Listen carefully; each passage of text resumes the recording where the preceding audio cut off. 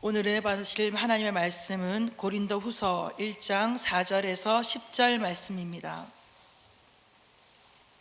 고린도후서 1장 4절에서 10절 말씀을 함께 읽겠습니다. 우리의 모든 환난 중에서 우리를 위로하사 우리로 하여금 하나님께 받는 위로로서 모든 환난 중에 있는 자들을 능히 위로하게 하시는 이시로다. 그리스도의 고난이 우리에게 넘친 것 같이 우리가 받는 위로도 그리스도로 말미암아 넘치는도다. 우리가 환난 당하는 것도 너희가 위로와 구원을 받게 하려는 것이요 우리가 위로를 받는 것도 너희가 위로를 받게 하려는 것이니 이 위로가 너희 속에 역사하여 우리가 받는 것 같은 고난을 너희도 견디게 하느니라. 너희를 위한 우리의 소망이 견고함은 너희가 고난에 참여하는 자가 된 것 같이 위로에도 그러할 줄을 알미라. 형제들아, 우리가 아시아에서 당한 환난을 너희가 모르기를 원하지 아니하노니 힘에 겹도록 심한 고난을 당하여 살 소망까지 끊어지고 우리는 우리 자신이 사형 선고를 받은 줄 알았으니 이는 우리로 자기를 의지하지 말고 오직 죽은 자를 다시 살리시는 하나님만 의지하게 하심이라. 그가 이같이 큰 사망에서 우리를 건지셨고 또 건지실 것이며 이후에도 건지시기를 그에게 바라노라. 아멘. 1년 동안 난민 사역하면서 우크라이나 현지에서 보내주는 많은 사진과 영상들이 있는데 막 그냥 매일 일주일에 한두 번씩은 이렇게 팔다리 잘라주고 머리 잘라주고 이런 시체들을 계속 저한테 사진으로 보내다 보니까 1년 동안 이제 그런 걸 계속 받다 보니까 제가 멘탈이 다 붕괴가 되어 버렸습니다. 그래서 올 1월 작년 12월부터인가 아내하고 엄청 싸웠어요. 한 3개월 동안을. 서로 막 신경이 예민해져 가지고요, 뭐 하루에도 한 10번씩 싸우고 둘 다 이 우울증이 와가지고 막 진짜 날카로 막 서로 막 창칼로 막 싸우고 그랬습니다. 근데 그게 왜 그런가 했더니 어떤 선교사님이 이런 말씀하셨어요. 한국의 이태원 참상이 거기는 1년 동안 매일 일어나고 있다. 이런 그런 곳에서 있는 사람들의 그 트라우마를 어떻게 이거를 치료를 어떻게 해야 될지 답이 안 나옵니다. 그래도 우리 도봉교회에서 정말 사랑으로 많이 섬겨주시고 또 우리 회장 목사님 이뻐해 주시고 사랑해 주셔서 또 후원해 주신 것으로 정말 사람도 살리고 또 그들에게 소망도 주고 제가 배달 사고 나지 않도록 열심히 잘 했습니다. 저를 위해서 박수 한번 보내주세요. 왜냐하면 여러분들께서 돈을 많이 주셔가지고 제가 그만큼 더 많이 일을 하느라고 제가 많이 힘들었어요. 그러니까 여러분이 저를 힘들게 하신 겁니다.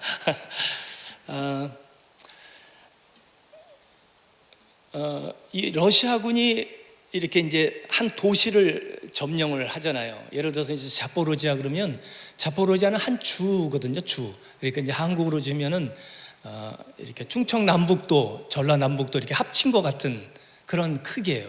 거기에 이제 한 100만 명 살고 있는 도시에 저희 한국 사람은 저희 부부만 이렇게 살고 있는데요. 이제 100% 현지인 사역을 이렇게 하고 있거든요. 그런데 그 자포로지아 주에 그러니까 이제 저는 예를 들면 천안에서 사역하면 우리 제자 목사님들은 단양, 충주, 청주 막 이런 데서 이렇게 이제 사역을 하는 거죠. 자포로지아 주 안에서. 거기 이제 한 10개 교회가 이렇게 있어요. 그런데 지금 자포로지아 주의 80% 정도가 넘어갔어요. 러시아군에 넘어가고 20%가 지금 남아있는데 그 남아있는 거기에 이제 저희 신학교가 있고 다행히 아직까지는 이제 건물은 이제 멀쩡합니다. 근데 그 앞에 또 저희가 살았던 그 아파트 앞동까지 막 미사일이 터져서 많이 이렇게 이제 붕괴가 됐는데 그러다 보니까 이제 이 저희 지금 자포로지아 도시와 또 러시아군이 점령한 그쪽이 대치하고 있는 게 한 40km 정도 되어 있습니다. 그래서 뭐 미사일이 왔다 갔다 하고 그러는 중에 제가 이제 작년 8월 달에 한 달 다녀오고 올해 3월 달에 또 한 번 다녀왔습니다. 한 달 동안.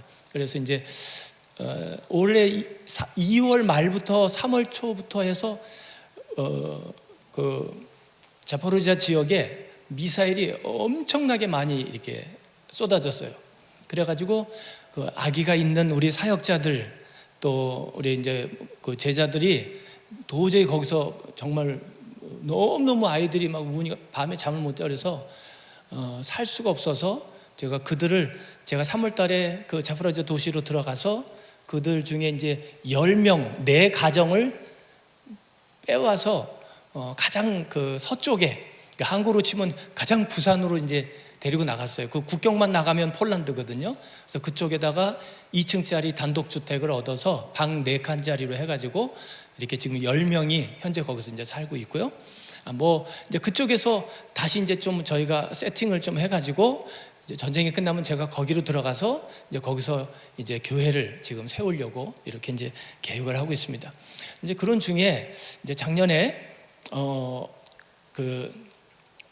지금 이제 폴란드 바르샤바 쪽으로 저희 이제 그 제자 목사와 또 우리 이제 사역자들 가정이 한 4가정이 넘어왔어요. 물론 한 10가정 넘어왔는데 이렇게 뭐 캐나다도 가고 미국도 가고 독일도 가고 이렇게 이제 난민으로 떠나기도 하고 바르샤바에 남아 있는 가정이 지금 이제 현재 4가정이 있고요.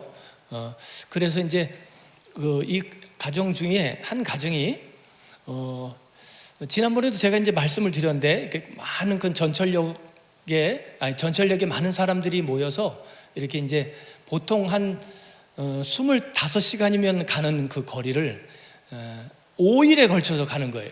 그러니까 가다가 사이렌 소리가 울리면 일단 기차가 멈춰서거나 이렇게 버스나 이런 게 다 멈춰요. 멈추고 다 안에서 나와야 돼요. 그 기차에 폭탄 터지면 다 죽는 거예요. 그러니까 일단 사이렌을 울리면 스톱. 그리고 거기서 사람들이 다 나와서요 바닥에 엎드려 있어요. 그렇게 이제 가다 서다 하니까 이제 5일이 걸리는 거예요. 하루만 갈 거리를.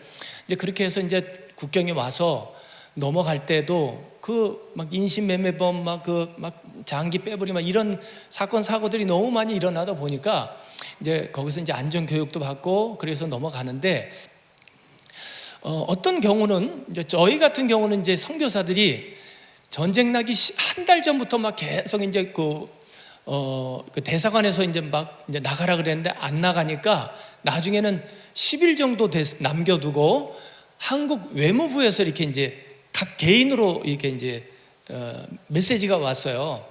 한국 그 패스포드를 가지고 안 나가는 사람은 그 여권을 말소를 시켜버리겠다. 그리고 1,000만 원 벌금을 내고 형사 조치해서 감옥으로 보내는 거예요. 한국으로 들어가면. 그래서 이제 뭐 27년, 30년 선교하셨던 분들도 어쩔 수 없이 이제 나올 수밖에 없는 상황이었는데 뭐 저 같은 경우도 이제 13년 선교하다 보니까 뭐 아무리 뭐 선교사가 저 검소하게 산다고 해도 뭐 거기서 가방 하나 이렇게 이제 짐 싸서 나오려고 하니까요. 뭐 여러분들은 어떠실까 모르겠어요. 만약에 이제 한국하고 뭐 이렇게 해서 서울을 떠나야 된다 내일. 근데 오늘 가방 산다면 여러분들 그 가방에 뭘 넣으실래요? 어떤 여자 선교사님은 17년이 됐어요. 선교한 지 17년이 됐는데 갑자기 나오려니까 멘붕이 와갖고 말이죠. 나중에 뭘 들고 나왔냐면은 그 LG 프린터기를 하나 들고 나왔어요. 그리고 자기가 그럼 어머 내가 이거 왜 들고 나왔지? 막 정신이 없는 거예요. 뭘 들고 나가야 되는지. 그렇게 해서 이제 가방 하나 들고 나왔는데 지금 우크라이나가 제일 그 사람들이 듣기 싫은 소리가 사이렌 소리거든요. 그 사이렌 소리 울리고 한 3분 5분 지나고 나면 이제 여기저기서 빵빵 터지는 게 이제 얘네들이 러시아에서 좌표를 어디로 찍었는지 알 수가 없는 거예요. 거기다가 요새 소문이 나기를 이 러시아 무기가 정확하지 않다 그래갖고 제대로 찍어도 다른 데 떨어지기 때문에 더 무서워하는 거예요. 그래가지고 이건 그냥 조크예요. 웃어주시면 되는 거예요. 이런 수준 높은 거는 잘 이해를 못 하시네. 아무튼 그러다 보니까 이제 사이렌 소리가 울리면 예전에는요 그냥 뭐 음식을 하다가도 잠을 자다가도 뭐 일을 하다가도 갑자기 이제 비상 대피소로 가잖아요. 그래서 대피소로 들어가면 지난번에도 말씀드렸지만 예를 들어서 이제 여기 같은 대피소가 있어요. 그러면 모든 공기를 다 차단을 시켜야 되는 거예요. 왜냐하면 미사일 터지고 폭탄 터지면요 이 화약 냄새가 호흡기 기관지에 아주 치명적이거든요. 거기다가 요즘에는 이 생화학 무기들을 써가지고요 정말 이거 아주 정말 치명적입니다. 그러다 보니까 모든 문들을 다 밀폐를 시켜 놓잖아요. 그리고 이제 문도 밀폐시켜 놓고 철문으로 다 닫아버리고 판때기 다 깔아놓고요 모래주머니 싸놓고 막 그렇게 해요.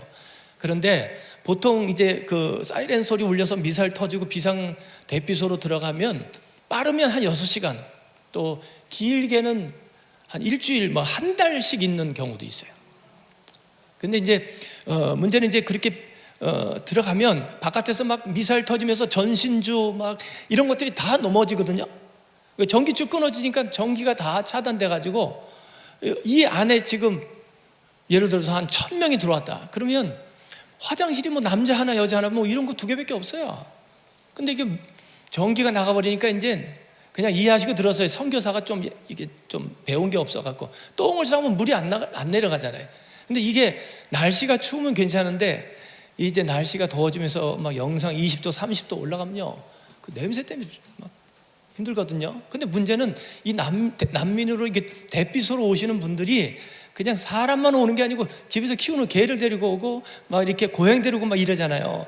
그래서 그냥 개도 똥 싸고 오줌 싸고 사람도 똥 싸고 오줌 싸니까 처음에 사이렌을 울려서 대피소로 들어온 사람은 거기 대학 교수도 있고 의사도 있고 변호사도 있고 근데 일주일 지나면 뭐 그지나 뭐 대학 교수나 다 똑같아요.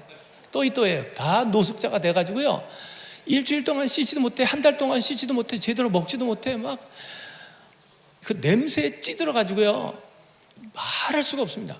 근데 그러다가 이제 러시아하고 우크라이나하고 이렇게 이제 협상을 하잖아요. 바깥에서 자기들끼리 협상을 해서 저쪽에 지금 대피소에 A 대피소에 지금 300명이 있는데 거기 있는 사람들 국경으로 보내는 걸로 합의. 그러면 이제 버스 6대, 뭐 4대 이렇게 이제 합의를 봐요. 그러면 이제 버스가 딱 도착하면 갑자기 문이 막 바깥에서 막 노크라고 이제 문이 열려지면서 우크라이나 군인이 들어와서 지금 이제 버스를 빨리 타야 된다.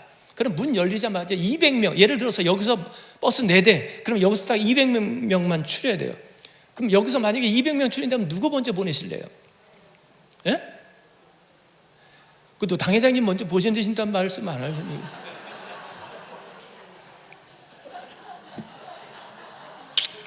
아닙니다. 너무 이게 어르신 앞에서 제가 애기들 임산부들 이런 이제 이렇게 해가지고 먼저 200명 딱 최소 내보내잖아요. 그러면 그 나가자마자 바로 버스로 탑승해서 거기서 1300km 넘는 국경으로 나가버립니다. 그러니까 이분들은 뭐 가방 쌀 시간이 없어요. 그냥 음식 하다가 사이렌 소리 와서 대피소에 왔다가 그냥 자기들끼리 합의 보고 버스 타서 1300km 떨어진 그냥 저 서쪽 르비우 쪽으로 가는 거예요. 그리고 거기서 안전교육 받고 국경을 나가요. 그러면 애들 데리고 짐도 하나도 없이 나온 사람들이 얼마나 많은지 몰라요. 정말 그 사람들 정말 자꾸 이렇게 제가 이렇게 멜랑꼴이 해지는가 막 이렇게 사춘기도 아니고 말이죠. 아무튼 뭐 너무 좀 마음은 아프죠. 그렇게 해서 그분들이 이렇게 살아가는데 이제 전쟁이 조금 이렇게 장기화되다 보니까 이분들이 이제 괜찮은 것 같거든요. 뉴스 보고 뭐 예를 들어서 이제 우크라이나가 남한의 6배 정도 되는 크기예요. 근데 이 폭격받고 이런 지역들은 다 북쪽 키예브, 하리키우, 또 동쪽에 루간스크, 도네츠크, 돈바스, 뭐 이게 뭐 자포로지아 뭐 이런 지역들 이렇게 동쪽, 남쪽, 북쪽 이렇게 하니까 중앙지대하고 저 서쪽은 좀 안전하다 이게 소문이 나가지고요.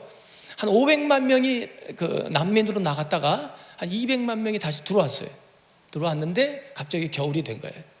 겨울이 되니까 난방이 다 안 돼요. 하루에도 전기가요 수시로 끊어져요. 수시로. 그러니까 어떤 지역은 하루에 딱 4시간만, 아침에 2시간, 점심에 2시간, 저녁에 2시간, 딱 6시간 불 켜주고 나머지는 다 소등. 그러니까요 정말 너무 힘들었어요. 그때 제 아는 선교사님이 마침 그때 이제 그 우크라이나 들어가셨다가 이분이 아파트가 24층이에요. 뭐 집에 뭐 진짜 쌀 떨어지면 쌀이라도 뭐 사와야 되잖아요. 그럼 뭐 쌀값이 막 한 10배, 20배 올랐는데 아무튼 그거라도 있어야 되니까 갔다가 쌀 사서 올라오는데 정전이 돼버리면 그냥 스톱하는 거예요. 거기 엘리베이터 안에서. 그러니까 스톱해버리니까 그냥 그 안에서 2시간, 3시간, 4시간 그 껌껌한 데서 있는 거예요. 그러다 보니까 이제 모든 그 우크라이나에 있는 아파트 그 엘리베이터 안에다가 비상용 생수하고 의자, 간이용 의자를 2개씩 갖다 놨어요. 너무 불안해하지 말고 여기 앉아서 기다려라. 그래서 이분이 그다음부터는 엘리베이터를 안 타요. 24층을 그냥 쌀 두고 올라갔다 내려갔다 60 넘으신 선교사님이. 그래도 먹고 살아야 되잖아요. 집에 막 벽걸이 TV 막 양문형 냉장고 기가 막힌 거 사놨어요. 한 4년인가 5년 전부터 우리 당회장님 오셨을 그때부터 해서 우크라이나가 이렇게 건축 붐이 불기 시작해서요. 수도 키이우나 이런 큰 대도시들에 막 엄청나게 그냥 건축 붐이 불었거든요. 그래서 뭐 주상복합상가 막 이런 것들이 굉장히 많이 세워졌었는데 이 2014년도에 크림반도를 러시아에게 빼앗기고 관계가 안 좋아지면서 러시아에서 오는 천연가스를 그냥 이게 천연가스가 뭐 10배, 20배 가격이 올라가지고 다 끊어버렸어요. 우크라이나에서. 우리 가스 쓰지 마. 그리고 이제 4년, 5년 전부터 이게 이 주택 붐이 불었을 때는 거기다 가스 밸브를 연결한 게 아니고 다 전기로 연결을 해버렸어요. 인덕션으로. 그런데 이번에 전쟁 나면서 전기가 다 끊어져 버려가지고 인덕션이고 TV이고 뭐 양문형 냉장고고 아무짝에도 쓸모없는 게 그게 그 비싼 것들이. 그러니까 뭐 양문형 냉장고 안에다가 그 양말 10켤레 속옷 10개 넣어놓고 그거 사용하고 있는 사람도 태반이고 쓸모가 없어요. 핸드폰도 충전이 안 되니까 다 쓸모가 없어요. 그러니까 사람들이 다 원시적으로 돌아가요. 그 좋은 주상복합상가에 음식을 해먹을 수가 없어요. 인덕션이 다 고장이 나가지고. 그러니까 이 사람들이 다 밑에 1동, 2동, 3동 있으면 그 밑으로 내려와서 돌을 어디서 구해가지고 싸가지고 거기다 가마솥 걸어놓고 숲속에 들어가서 나무 잘라다가 그 땔감으로 해서 그거 음식 지어 먹고 살고 있어요. 그 호화 그 아파트에 사는 분들이요, 그냥 거기서 돌에다가 냄비 올려놓고 감자 삶아 먹고 밥 해 먹고 그렇게 거기서 지금 살고 있거든요. 근데 이게 이제 각 아파트마다 정전이 되기 시작하면서 정말 막 똥들이 쌓이니까요, 그 단지 내에 이 냄새가 상상할 수가 없습니다, 여러분. 그런데 이게 이제 너무 이게 모든 창문이고 커튼이고 다 쳐놨거든요. 이 폭탄 그 화약 냄새 때문에. 근데 이래 주거나 저래 주거나 뭐 똑같으니까 뭐 그래도 냄새 나서 죽는 것보다 낫다. 화약 냄새가 더 낫지. 그래서 다 창문 열어놓고 어떤 분들은 텐트를 가지고 밑으로 가갖고 그 주차장에다가 텐트 치고 잠자는 사람들이 있어요. 그 좋은 자기 아파트 다 놔두고요. 그렇게 살아가요. 그냥 원시시대에서. 그래가지고 이제 막 저희 그 국경 지역에서 난민 사역하는 분들한테 계속 전화가 오죠. 여기 지금 랜턴이 필요하다. 저녁 6시만 되면 모든 불을 다 소등을 해버려요. 아무튼 왜냐하면 불빛이 보이면 러시아에서 좌표 찍어서 던져버리니까 그냥 불빛이 보이면 안 되는 거예요. 그래서 그냥 6시 넘으면 소등해버리니까 이게 가을이 딱 지나가면서 해가 한 5시만 되면 딱 어두워지기 시작해요. 그러니까 그 다음부터는 뭐 화장실 한번 가려고 그러면 막 더듬어서 가야 되고요. 핸드폰 충전이 안 돼 버리니까 핸드폰 그 후레쉬도 안 되고 아무것도 안 되는 거예요. 그러니까 이제 랜턴이 한 400개 필요하다, 500개 필요하다. 그냥 충전용이 아니고 태양열로 되는 충전하는 거 있잖아요. 이제 그런 거. 뭐 아무튼 뭐 그러다 보니까 이제 이 사람들의 삶이 너무너무 힘들어졌어요. 그런 그 겨울을 그냥 집에다가 다 이렇게 텐트 쳐놓고서는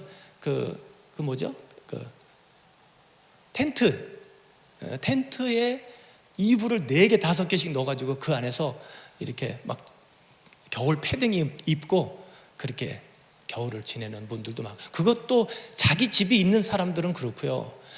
나갔다가 외국으로 피난 나갔다가 다시 돌아왔더니 뭐 집이 다 폭격만으로 무너져 갖고 어디 잠잘 데가 없어요. 그러니까 뭐 거실이고 주방이고 화장실이고 아주 시꺼먼 재로 그냥 가득해가지고 어떻게 살 수가 없어요. 그러니까 이분들이 땅을 파가지고 그 참호같이 땅을 파서 그 밑에 바닥에다가 스티로폼 깔고 나뭇잎 깔고 이불 깔고 막 이래가지고요, 거기서 이렇게 2명 3명씩 이렇게 잠도 자기도 하고 뭐 그렇게 겨울을 보냈어요. 그러니 막 그분들이 이제 그런 일들에 대해서 사진 찍고 보내고 막 이제 기도 제목 보내고 막 이러니까 이제 저희들이 또 거기 난방에 대한 부분들, 그 우리 한국에서 그 낚시 좋아하시는 분들이 낚시 가면 요만한 브루스타에다가 이렇게 가스 하나 탁 넣으면은 이렇게 난방 되는 게 있어요. 이제 그런 것도 또 갖다 주고, 또 군인들이 연락이 와서 난 무슨 약이 필요하냐 했더니 양말하고 속옷을 보내달라 그래가지고, 왜 그러냐면 군인들이요 양말을 매일매일 갈아 신어야 되는데 양말 하나를 가지고 한 달 동안 2달 동안 신고 다니니까 이게 다 빵꾸가 나가지고 무좀이 생겨가지고 발가락 다 갈라지고요. 근데 양말을 갈아 신을 수가 없어요. 그러니까 구멍난 양말 가지고 이 전쟁터에서 계속 뛰어다녀야 되는데 제대로 걷지를 못하는 사람들도 많고, 이 무좀 때문에요. 그래서 이제 무좀약하고 이 남대문에서 그 등산용 양말 그거 400개 갖다 주니까 너무 환장하고 좋아하는 거예요. 아무튼 뭐 이제 그분들이 이제 그렇게 아무튼 어려운 상황 가운데 있고, 거기다가 이제 예를 들면 이제 그 자포로지아 주에 예를 들어서 이제 저희하고 한 110km 떨어진 이제 충청도권의 충북 단양이다. 그러면 그 단양이 러시아에게 포위를 당해가지고 그 러시아 군인들이 그 단양 전체를 다 포위해서 바리케이트를 치고 그 검문소를 저희 그 자포로지아 그 저희 신학교에서 그 블라지미르 니키츠 목사라고 하는 그 목사님 교회까지가 한 105km 정도 되는데요. 평소에는 딱 검문소 하나 있었는데 이게 29개로 늘어났어요. 러시아 검문소에 다. 그래서 바깥으로 나올 수도 없고 밖에 있는 사람이 그 안으로 들어갈 수도 없고, 그러니까 음식이 다 끊어져 가지고요. 뭐 우리 그 율리아라고 하는 그 니키츠 목사 사모가 그 음식을 사려고 갔더니 이미 다 떨어졌어요. 그래서 그 다음 날은 새벽 3시에 갔더니 사람들이 이렇게 줄 서 있는데 손등에다가 볼펜으로 번호를 적어주고 기다리라 그래서 기다렸다가 자기 앞에서 빵이 다 떨어져서 그 다음 날 다시 돈 가지고 새벽 3시에 또 나갔대요. 또 번호표 줘서 기다렸다가 살라 했더니 또 빵이 다 끊어졌는데 밀가루가 1kg짜리가 하나 남은 거를 자기 월급의 반을 주고 그거를 사왔다 그래요. 그러니까 그래도 살 수가 없는 거예요. 그러니까 그만큼 그 러시아가 점령한 그 지역은 이제 모든 게 다 끊어지고, 그러니까 거기다가 또 뭐 우리 어르신들은 아마 6.25 때 다 경험하셨을 것 같은데요.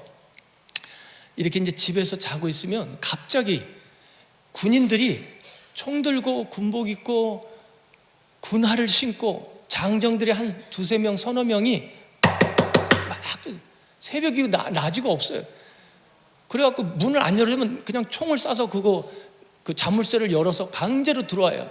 이렇게 군인들 서너 명이 총 들고 들어와서요, 군화를 신고 온 집안을 다 뒤져서 음식도 다 가져가고, 거기다가 이제 남자들 18살에서 45살, 지금 이제 60살까지 남자들은 러시아 군복을 입히고 나가서 우크라이나 사람하고 군인하고 싸우라 그래요. 우크라이나 사람한테 러시아 군복을 입히고 우크라이나 사람하고 싸우라고 총을 줘요. 안 나가면 그 가족들 다 죽여버려요. 가족을 볼모로 잡고. 그러니까 이 18살 아이들이요, 그 총 들고 나가면서요 막 미치려고 그러죠. 안 나가면 자기 엄마가 죽고 여동생이 죽고 남동생이 죽는데, 그 아버지도 자기 가족을 살리려고 우크라이나 군을 향해서 총을 쏘는.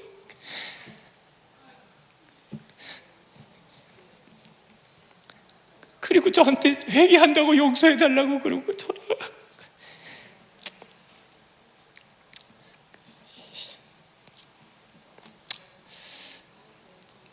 제가 이제 1년 동안 이렇게 그런 사람들 만나고 막 그런 사진들 보고 막 이러니까 제가 우울증이 와갖고요, 한국에서 제가 아는 친구 목사님이 상담한 전공하신 분하고 2시간을 제가 상담 치료를 받았어요.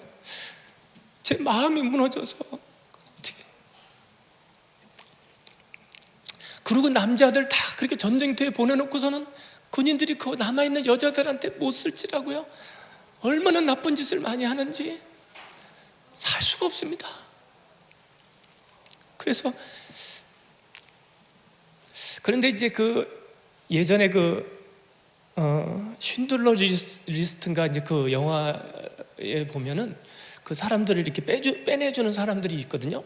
그래서 이 자포로지아에도 어떤 젊은 분들이 아주 정말 용기 있는 분들이 봉고차나 이 서브차 이런 것들을 해가지고 막 검은색으로 막 페인트 칠하고 막 카바 씌우고 막 이래가지고요. 그 지역 안에 있는 사람들을 빼내주는 사람들이 있어요. 근데 그걸 이제 그냥 빼내주는 게 아니고, 이제 우리 이제 니키츠 목사님은 니프라 로드닉이라고 하는 그 도시에서 저희까지 한 105km 되는데, 거기서는 이게 빼내줄 때 그 105km를 돌아오는 게 아니고요.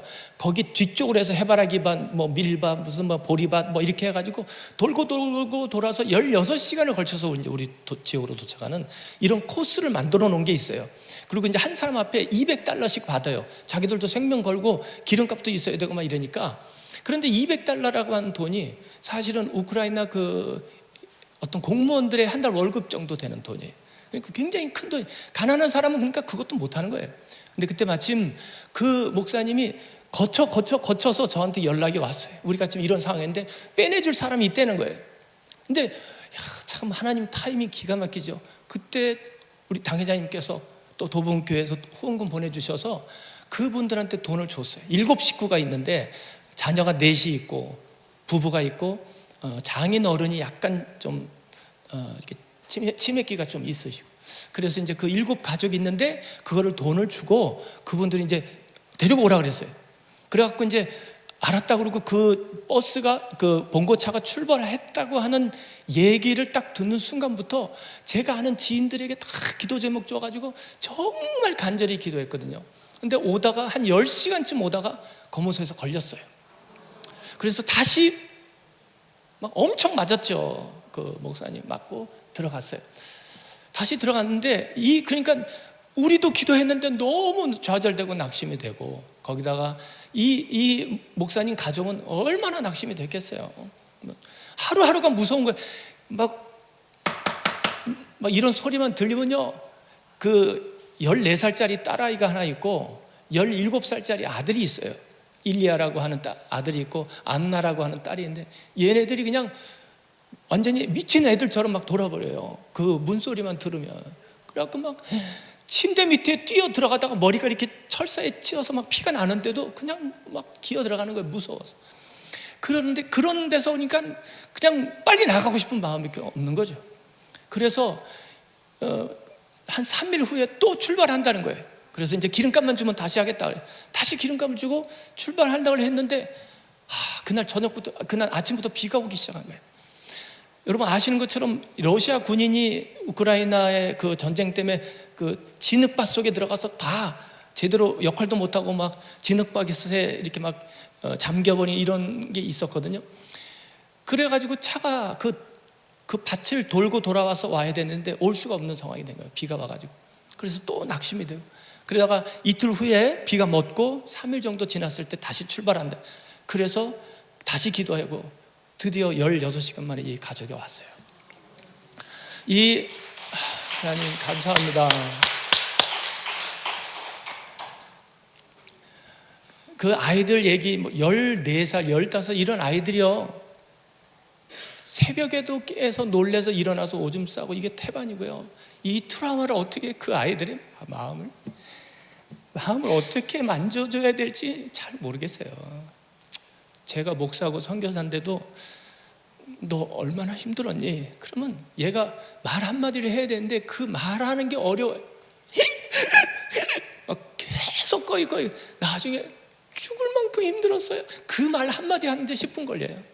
그런데 그런 애들한테 뭐라고 위로를 해줘야 될지 참 그냥 너무 안타까운 거죠. 이 자식 같고 막. 그런데 그렇게 해서 나온 가정이, 폴란드로 나온 가정이 3가정이 있어요. 한 가정은 엄마하고 친정 엄마랑 애가 셋인데 막내가 약간 자폐기가 있는 나타샤 가정이 5식구예요. 또 한 가정은 애가 5이고 엄마하고 아빠, 우리 교회학교 전도사 스톨바 루슬란이라고 하는 루슬란 그 가족이, 그러니까 7식구, 5식구, 또 7식구. 그러니까 벌써 19명에 저희 부부까지 해서 21명. 그렇게 바르샤바에서 집을 이렇게 4개를, 제가 그분들 집을 다 얻어주고 또 저희도 얻고, 그리고 또 그러고 있는데, 사실은 나와 있는 사람들은 그나마 좀 괜찮아요. 왜냐하면 힘들어도 언어가 안 돼도 그냥 돈만 조금 있으면 옆에 가면 슈퍼가 있거든요. 내가 먹고 싶은 거 먹을 수 있어요.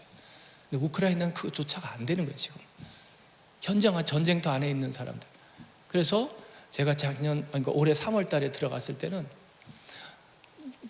막 감자 갖고 막 그 감자 그 얼마 되지도 않는 거 가지고 막 싸우고 그런 모습들 봤고, 그래서 그분들을 데리고 이 가장 남쪽에 서쪽에 르비우라고 하는 지역으로 데리고 와서 거기서 또 집을 얻어서 또 살게 해주고, 이렇게 해서 정말 하나님께서 이렇게 힘든 그 사역자들 가정들을, 이분들이 난민 캠프로 들어가면요, 예를 들어서 이제 장충체육관 뭐 이런 데 다 캠프로 쓰고 있거든요. 지금 폴란드, 루마니아, 헝가리, 뭐 슬로바키아 이런 데는.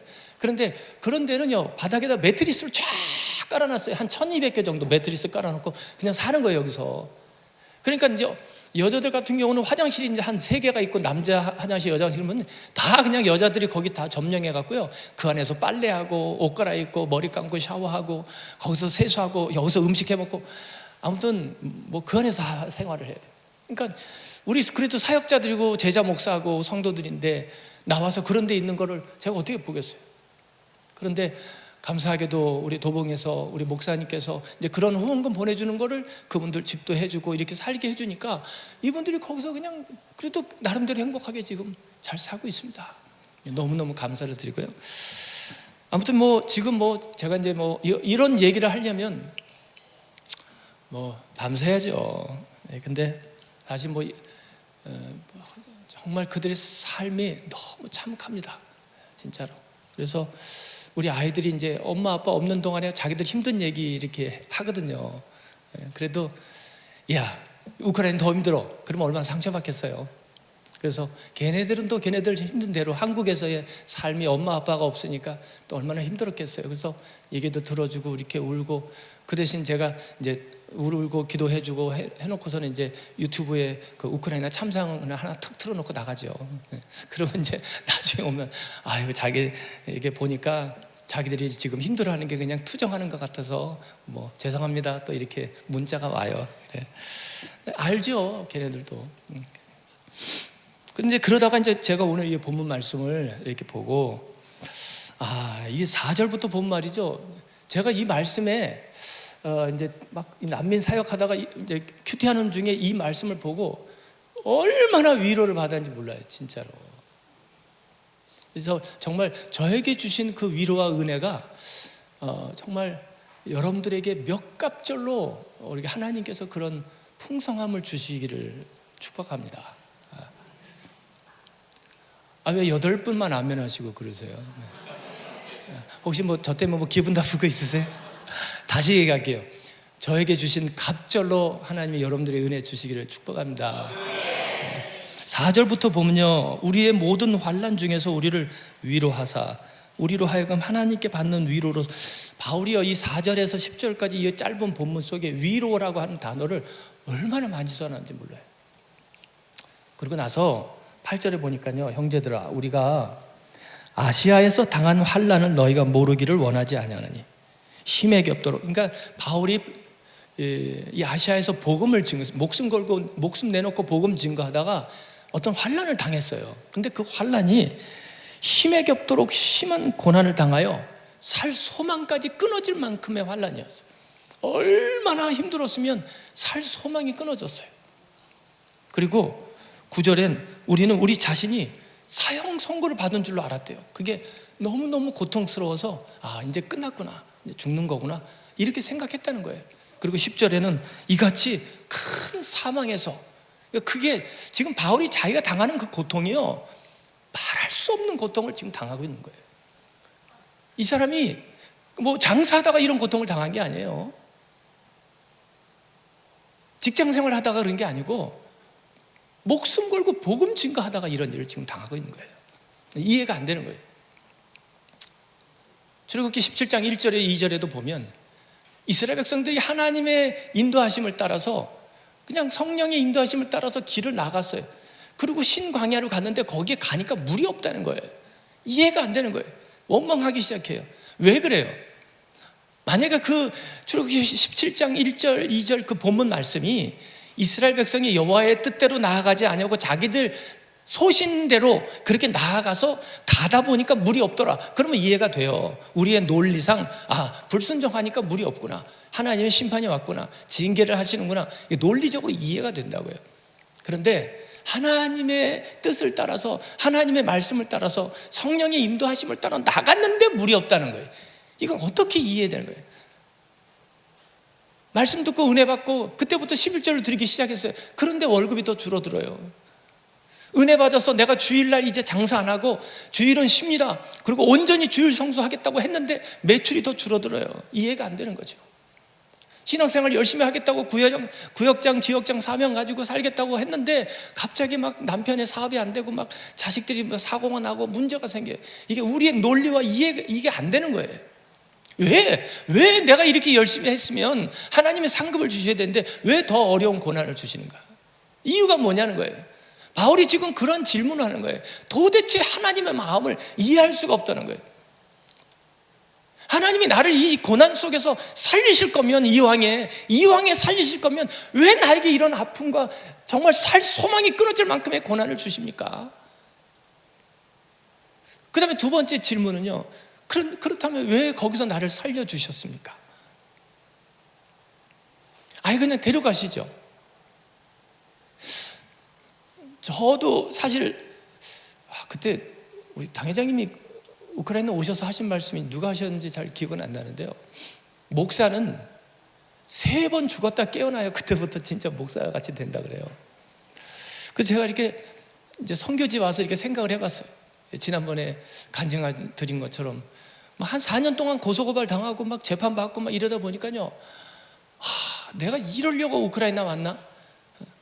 이거 뭐 사는 게 아닌 거예요. 아이들이 4년 동안 학교를 못 다니고 아내는 우울증에 걸려서 막 창문만 보고 그냥 죽었으면 좋겠다. 남편이 출근을 해도 집에 와도 쳐다도 안 보고 계속 눈물 흘리고 죽었으면 좋겠다 그러고, 애들은 애들대로 초등학교 4학년, 중학교 1학년, 중학교 3학년 그 나이에 학교에다 자퇴서 다 내놓고 우크라이나 데리고 갔는데 4년 동안을 학교를 못 보냈더니 애들이 이게 가장 어떻게 보면 학문의 기초가 필요한 나이인데, 가장 친구가 필요한 나이인데 친구도 없고, 그 친구가 없으니까 밖에 나가지를 않아요. 그러니까 맨날 집에서 뒹구는데 사춘기 때 얼마나 많이 먹어요. 음식이 없어요. 한국 음식도 없고 막 얘네들이 이 사춘기가 와가지고 희한한 사춘기를 거기서 보내는데 자기들끼리 계속 싸우죠. 막 아내는 막 죽겠다고 소리 지르죠. 저는 막 스트레스 받아서 나오면 재판 걸려 있고 경찰서 끌려가고, 이렇게 4년을 살다 보니까 정말 저도 막 어떻게 될 것 같아요. 그래서 제가 이렇게 내가 선교지에 와서 이렇게 살 바에는 아예 저 강원도 태백이나 이런 시골의 할머니 한 2-3분만 놓고 내가 그분들한테 성경 얘기하면서 교회를 해도 이것보다는 낫겠다 싶은 마음에 제가 그때 당회장 이호 목사님께 사표를 썼어요. 사표를 쓰고 죄송합니다, 제가 목사님께 정말 큰 힘이 되어드리고 싶었고, 그래도 우리 용만이 보내놨더니 너무 일 잘하네, 저도 이런 소리 듣고 싶으면 욕심이 많았었는데 막 그런 마음이 다 무너지고 나니까 어떤 삶의 어떤 의미가 없어진 것 같은, 그래서 당회장님께 사표를 쓰고 이제 클릭을 하면 이제 이메일을 전송을 하려고 그러는데 그때 제 아내가 제 손목을 잡았어요. 여보 잠깐만, 왜 그래? 당신 내 얘기 들어봐. 나하고 우리 애들하고는 당신이 어디를 가자고 하든지 당신 따라갈 거야. 그런데 당신이 진짜 목사고 선교사면 한 번이라도 기도하고 나서 결정을 해. 이렇게 막 흥분하고 분노하고 막 이런 상황 속에서 결정하는 거를 내가 우리 아이들하고 어떻게 당신을 믿고 따라가겠어? 기도 한번 해주고 결정해. 그러면 아무 소리 안 하고 따라갈게. 그래서 그때 제가 21일을 금식을 한 거예요. 정말 금식하는 동안에 막 너무 막 분노가 올라오고 억울하고 막 이제 그런 마음들이 막 있었는데, 20일이 끝나고 나니까 아내가 그래요. 그래도 이왕 시작한 거니까 온전 금식하려면 21일을 보호식을 또 하려는 거예요. 그래서 그때 보호식을 하다가 제가 그때 그 청주에서 제가 CCC 수련회 청주를 따라갔다가 거기서 그리스도를 제 삶의 주인으로 모시는 그 고백을 할 때 그 주님을 제가 다시 체험하는, 주님이 저를 찾아오신 거죠. 그래서 환경은 변한 게 없었는데 제 마음이 바뀌고 나니까 너무너무 사역이 기쁜 거예요. 그래서 그런 그 힘든 시간들을 보냈는데, 2020년도에 이제 코로나 왔을 때 우리 도봉 성도님들도 정말 많이 기도해 주셨는데요. 제가 그 사실은 코로나 걸리기 10일 전에 대상포진이 와가지고 이렇게 막 오른쪽 귀 뒤에 붉은 반점이 아주 종이컵만한 게 생기고, 어깨 뒤에 2개, 엉덩이 뒤에 2개, 이게 반점이 5개가 생겨가지고요. 아침에 출근하려고 문을 딱 열었는데 바람이 들어오는데 아주 온몸이 유리처럼 깨지는 것 같은 막 그런 고통이 와가지고, 그러다가 집에서 끙끙대고 10일 동안 있다가 면역력이 다 떨어져가지고 이 코로나가 온 거예요. 그래서 코로나 왔는데 100만 명 사는 도시에 저희 부부만 살다 보니까 이거 어떻게 할 재간이 없는 거예요. 그런데 아내가 저를 이렇게 병수발 해주다가 자기도 이제 코로나 걸렸잖아요.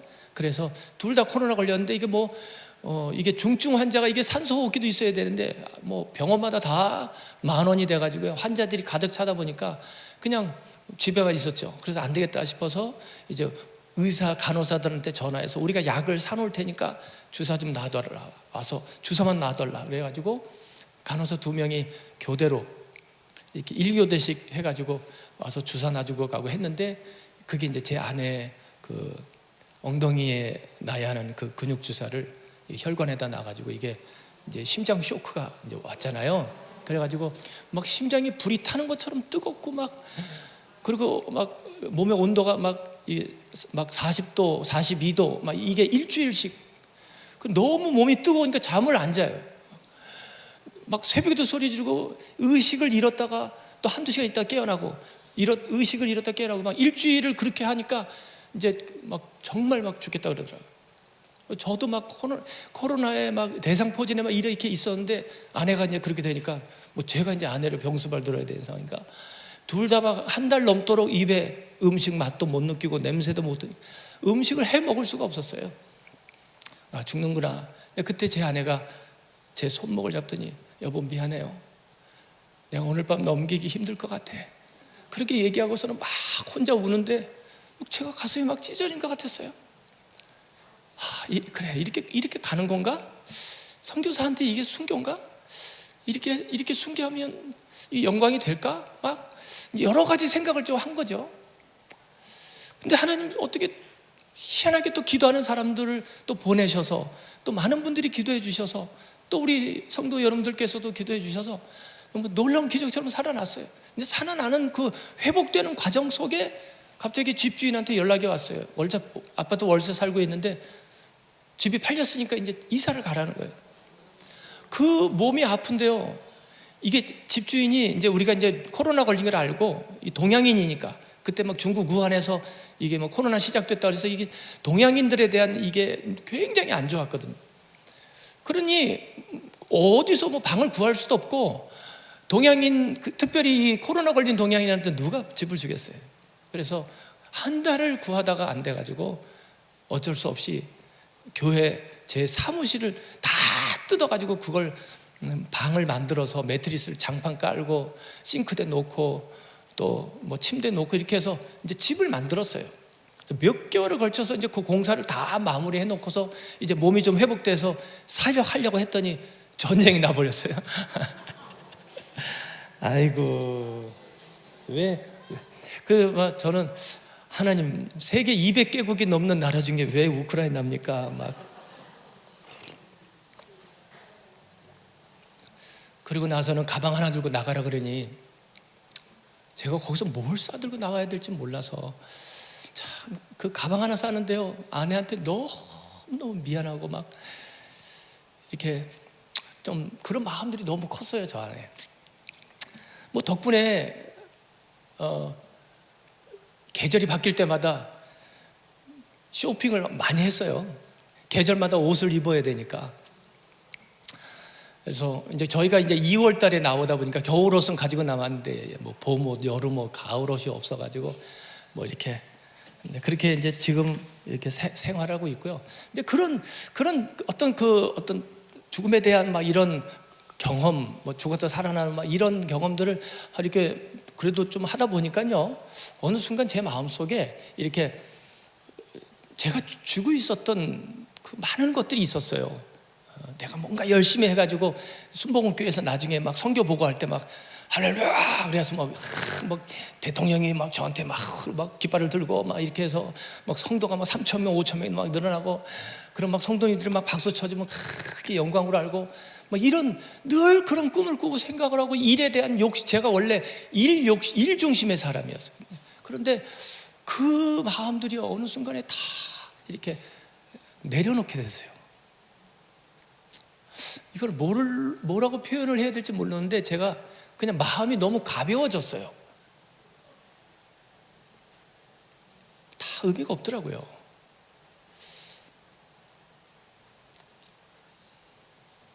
그냥 하나님의 뜻대로 살아가는. 그래서 한동안 그 은혜라고 하는 그 노래를 정말 많이 불렀던 것 같아요. 그런데 바울이 이 고난 속에서요, 저보다 더 많은 고난을 당하셔서, 이분이 얼마나 많은 고난 당하셨어요. 그런데 그 고난 속에 하나님 앞에 두 가지 질문을 해요. 이 고난을 어차피 나를 건져주실 거면서 왜 이 고난을 주셨습니까? 내가 주를 위해서 이렇게 살겠다고 생명 걸고 복음 증거하는데 왜 살 소망이 끊어지는 이런 이 사망의 고통을, 큰 사망의 고통을 주십니까? 두 번째는 왜 나를 살려주셨어요, 하나님? 근데 거기에 대한 답을 또 본인이 여기서 말씀하세요. 첫 번째 질문에 대해서 9절에 이렇게 말합니다.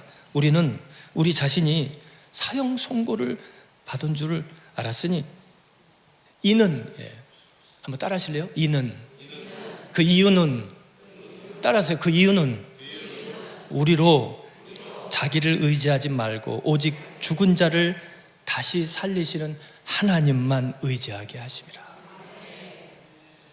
이 죽음의 고난을 당하기 전에 나는 내가 잘난 줄 알았어요. 나를 의지했어요. 내 경험, 내 명철, 내가 가지고 있는 내 어떤 직관력, 이런 것들을 의지했어요. 그런데 사망의 터널, 죽음의 고통을 한 번, 두 번, 세 번 경험할수록 결국은 생명의 주관자는 하나님이시구나. 동의하십니까?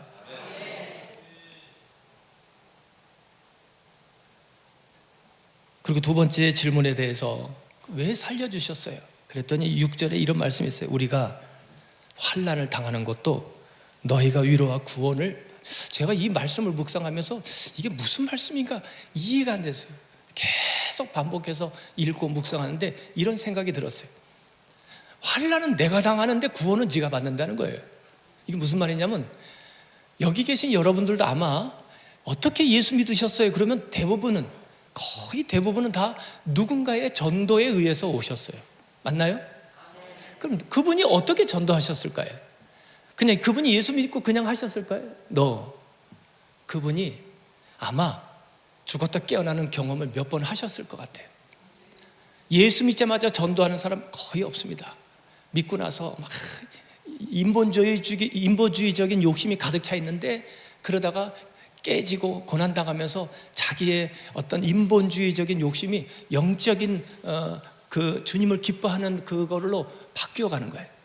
암을 수술하러 갈 때 주여 하나님께서 이 수술을 통해서 나를 살려주시기만 하면 앞으로 내가 1년에 10명씩 전도하겠습니다.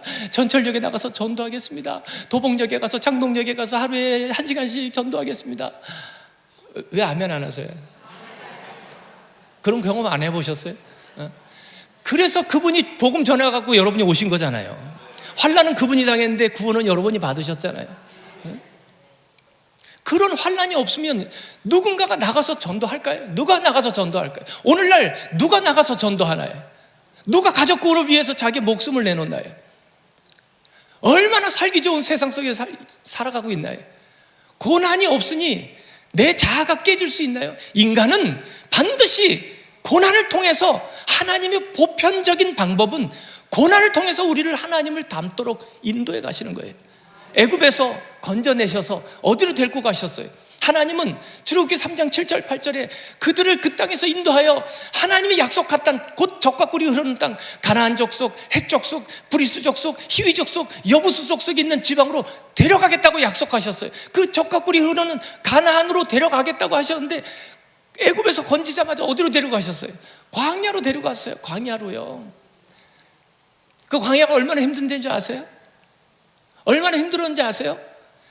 얼마나 힘들었냐면 그 광야에 있으면서 계속 어디로 가겠다 그래요? 애굽으로 가겠다 그래요. 우리가 애굽에 있을 때가 좋았다는 거예요. 그 애굽이 어땠어요? 430년 동안 나그네처럼 살았고요. 그 요셉을 알지 못하는 새 왕이 되면서 정말 죽을 고생을 하고 아들을 낳으면 다 죽여야 되고 있는 재산 다 뺏기고 강제로 노동하고 아주 죽을 만큼 힘들었어요. 종간 노예로 살았어요. 그렇게 힘들어서 하나님이 거기서 건져내셨는데, 건져낸 그들이 광야에 와서 그 힘들었던 애굽이 그리울 만큼 광야가 그렇게 고통스러운 것이 이해가 안 되죠. 하나님이 그 고통스러운 애굽에서 건졌으면 젖과 꿀이 흐르는 가나안으로 데려가셔야 되는데 왜 더 힘든 광야로 데려갔을까요? 이유가 뭐예요? 단 하나예요. 애굽. 한번 따라 하실래요? 애굽, 광야, 가나안.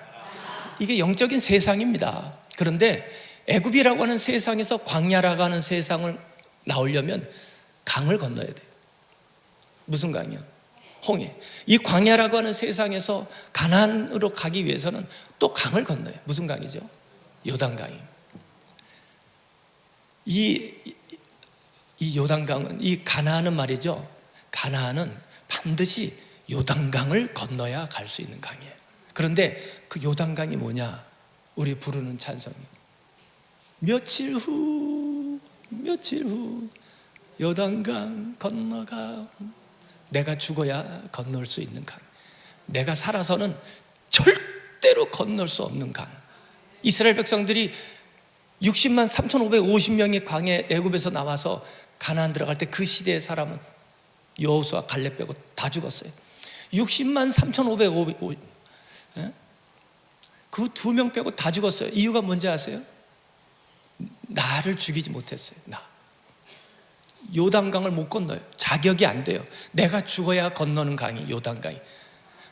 하나님이 나를 왜 고난을 주시느냐? 예수 믿기 이전보다 왜 더 힘든 시간을 보내도록 하시는가? 내가 죽어야 죽은 만큼 내 안에 하늘에 속한 신령한 그 가나안의 축복을 이 땅에서도 누리고 살아갈 수 있도록 하시기 위해서 하나님이 나를 죽이시는 거예요. 내가 죽어야 내 안에 그리스도께서 살아나십니다. 내가 죽어야 우리 가정이 살고요, 내가 죽어야 우리 가족이 살고 우리 구역이 살고요, 우리 교회가 살아나는 거예요. 그래서 하나님께서 이 바울에게 그런 고난을 주시면서 6절에 네가 고난을 당하면 저 영혼이 살아날 수 있어. 그리고 너도 살아. 너도 네가 이 땅에서 저 가나안의 복을 누릴 수 있어. 이 말씀을 하나님이 하시는 거예요. 결론적으로 사랑하는 여러분, 러시아 우크라이나 전쟁으로 인해서 우크라이나만 힘든 거 아니고요, 러시아 국민들도 정말 많이 힘든 시간들을 보내고 있습니다. 그들이 원했던 건가요? 그렇지는 않을 겁니다. 아마 다 그러지는 않을 거죠. 중요한 것은 이 전쟁을 통해서 하나님이 원하시는 게 뭔지 우리가 하나님의 그 구속사적 관점에서 기도하고 생각해야 됩니다. 어려울 때 우크라이나가 이겼다고, 러시아가 전쟁에서 이겼다고, 그게 지금 여러분들에게 무슨 상관이 있을까요? 예를 들어서 러시아가 이겼어요. 그게 여러분하고 무슨 상관이에요? 우크라이나가 이겼어요. 여러분하고 무슨 상관일까요? 무슨 상관이 있어요? 아니에요.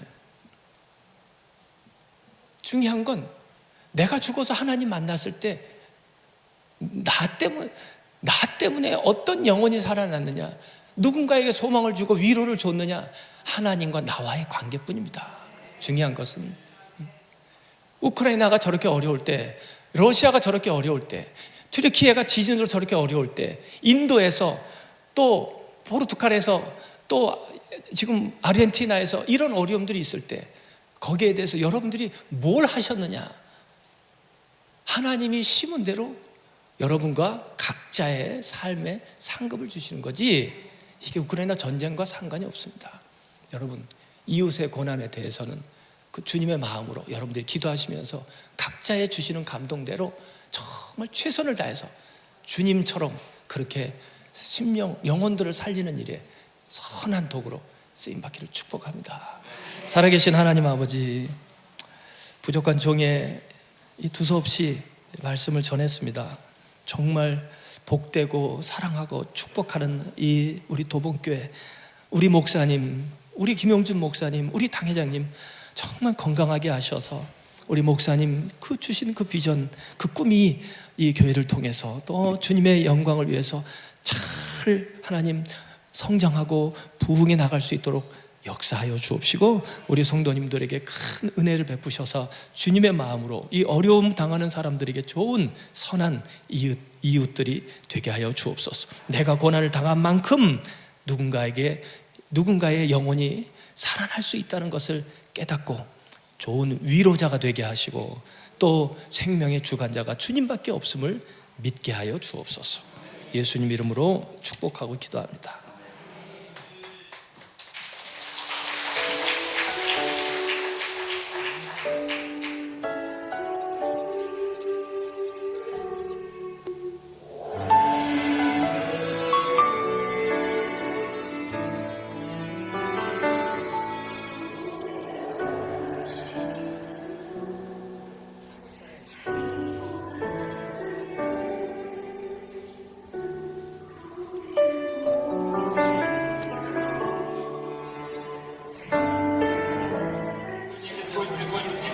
말씀을 받는 모든